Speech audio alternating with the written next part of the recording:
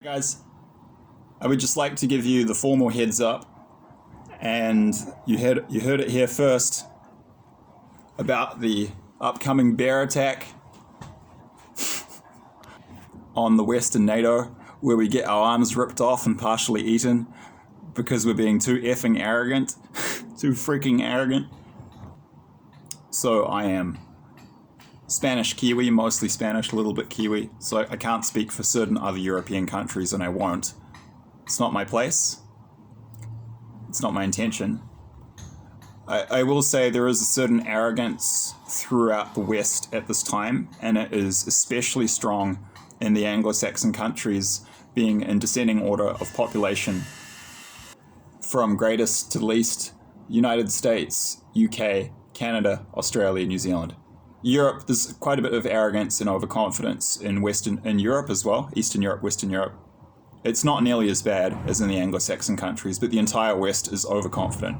So please click on the link in the description box below, and you can start watching that video, which was published today.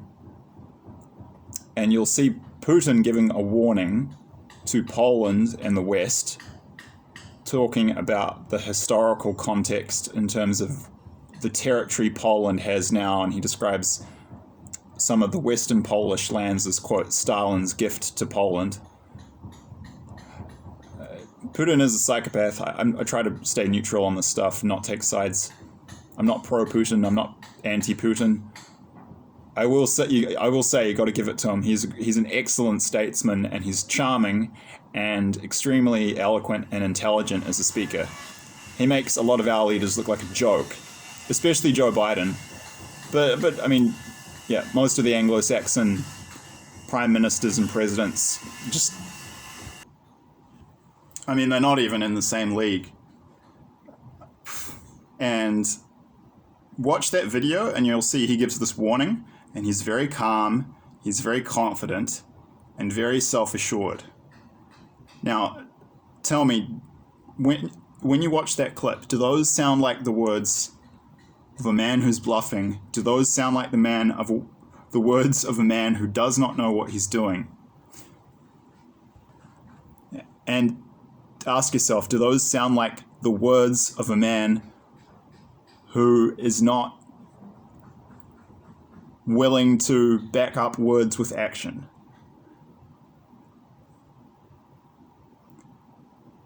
You see where I'm going with this?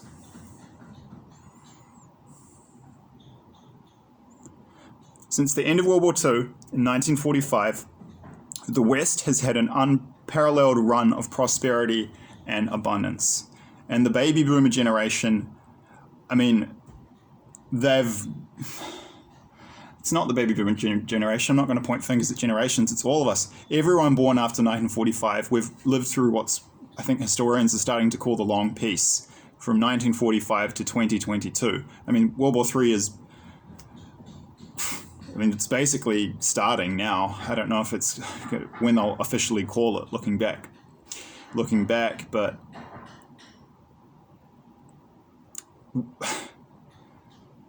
I think some of us have forgotten the lessons of history. But if you've studied history, you won't have. And also, if you have grandparents who went through the Second World War and you talk to them, you might have got those lessons through, personal experience, through talking to people who lived it. But unless you've had that, you've got grandparents or family who went through the war, or just older friends who have talked to you about how horrible it was, or unless you've got that, or you've studied the history and you've got a bit of humility and perspective and understanding of world events, then you're in danger of falling into this trap of thinking it could never happen again. Guys, how do I put this? No one expected the First World War to happen when it did. No one expected the Second World War to happen when it did. Everyone was shocked. They just kind of came out of nowhere.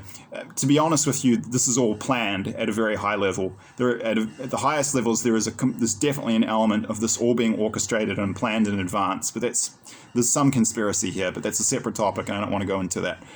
There's also an element of just people being stupid and doing dumb SHIT, which is escalating things. It's not all conspiracy. A lot of it's people just being pig-headed. there is some conspiracy, I'm sure, but that could be overridden with a bit of common sense, level-headedness, and humility, even if it was still there. But we haven't got enough of it. And I do think people have forgotten in the West, most of us, unfortunately, the lessons that were learned 80 years ago. And now that generational wisdom has died out, not enough of us are here who still have that wisdom or those lessons. And history is about to be repeated. Putin's not bluffing. The bear is about to be... How do I put this? The bear is about to go into attack mode. And not only have we, I think, collectively as a civilization in the West forgotten the lessons of World Wars I and II, most of us, or at least enough of us that this can be happening again, because the mass consciousness that the publics in most Western countries seem to have been taken in by propaganda and aren't seeing this clearly. Not only that, the West has fought wars, in inverted commas, since World War II, but we were just basically bullying developed countries. I mean, you cannot compare the war in Afghanistan or Iraq to what is happening now. The battles that are being fought in Ukraine right now, the world hasn't seen anything like this since the Second World War. We're talking combined arms, so that means, tanks, infantry, artillery, aircraft, all at once on both sides going against each other. Since World War II, we have had wars globally, but they've either been developing country versus developing country, or a developed country beating the crap out of a developing country. We haven't had developed industrialized countries, let alone great powers and or superpowers, fighting each other. So we haven't seen great power conflict since World War II. And this is real war. This is, we're not going up against uneducated Afghan peasants in turbans, a lot of, who can't even read or write. This isn't the same thing, and I'm just shocked by the arrogance here. Guys, I literally have a friend, one of my close friends in New Zealand. He's a major in the NZDF, in the New Zealand Defence Force. He was deployed to Afghanistan, and I talked to him about this, and he just drank the Kool-Aid and all this stuff too, and he's displaying all the signs of arrogance that a lot of people in the West are, and I can hardly believe it. I shouldn't say much more than that, because I don't know, that's kind of sensitive stuff, like me even talking about having a friend who is in the New Zealand military, who's an officer. I have to be careful, so I won't say anything else about it. I'll just say that from his words, you could tell he's not taking this seriously, and he doesn't get it. And he's a good person, and he's a Christian. Just watch that clip in the description box below where Putin is giving that calm warning. We've had like 50 of these warnings. I don't know how much more we're going to get before the inevitable happens, but you kind of have to be blind at some level, or blinded, to not see where this is going, because it's very, very obvious if you've got your eyes wide open. And I'm also going to put a link in the description box to 2 channels I've come across which give pretty good pretty good and balanced analysis and coverage of this war and the battles as they're ongoing in Ukraine. The second one, History Legends, to be fair, he is a little bit biased towards the Russians and against NATO, I'll just say that. The first one, Kings and Generals, is pretty neutral. But for anyone who wants to follow the war, there's some channels in English that give a good sort of global overview and good analysis of the battles, coming at it from that more geopolitical military standpoint and an interest in this conflict from that angle. I would recommend those channels.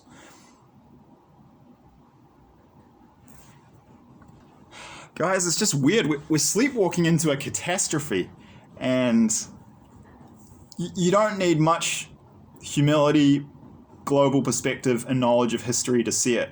And I'm genuinely surprised more of us aren't seeing it. Yeah, it's not Iraq. It's not Afghanistan. These are not uneducated peasant farmers with AK-47s. This is Russia. And so when the bear attack begins and arms start getting ripped off, and this grizzly starts roaring around the campground, eating small children, and the adults start freaking out and trying to prod it with sticks and they get decapitated and run, fleeing and screaming in terror because they thought it was just playing around. Well, you know, don't say you weren't warned. Not just from a prophetic point of view, but from a cool, level-headed, historical analysis, common sense logic point of view. It's not just prophecy. You don't need to be someone who's getting prophetic dreams to see where this is going. I don't know what to say. It's not Afghanistan. Yeah, they're not, for the third time, uneducated peasant farmers with AK-47s. Russia is an entirely different beast, and it is a beast. The bear prodding phase is about to end. This isn't even the war, guys. This is the frickin' warm-up. We've just been sparring. They've just been testing weapons. This isn't even it. This is the warm-up. The bear prodding is about to end. The drama, chaos, and horror of the bear attack is about to begin. And man, Russia is going to shock the world. Mark my words.